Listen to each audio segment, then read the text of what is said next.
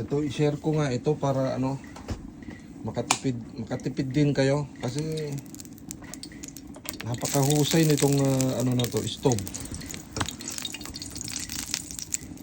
Lakas ng ano, lakas ng ano, pero kukunti lang yung ano, kahoy. Makita nyo, sumisipol pa. Kasi ito yung ano niya, breather niya. Diyan. Parang engineer to para malakas. Oh my god. So kung gusto mong kontrolin yung apoy, ito, yung damper, ano niya, damper niya ibaba mo. Masyadong malakas 3 piraso nga lang yung kinarga ko. Yan. Pwede to pang binugbog. Hindi ko na ginagamit yung gasol.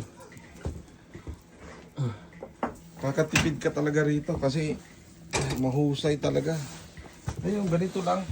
2 ganito yung pinasok ko. Hindi na maubos-ubos.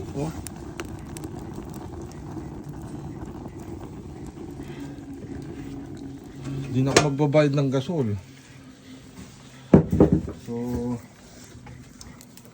kung gusto mo namang tinapay, mag-ihaw ka, yan. Kung gusto mo nang magluto ng pizza, meron siyang bakal. Yan.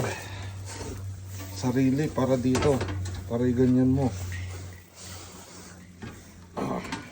Heavy duty pa.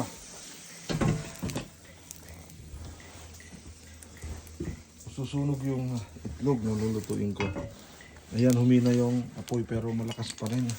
Kasi binaba ko yung damper. Ayan. Maganda to. Tipid ka talaga.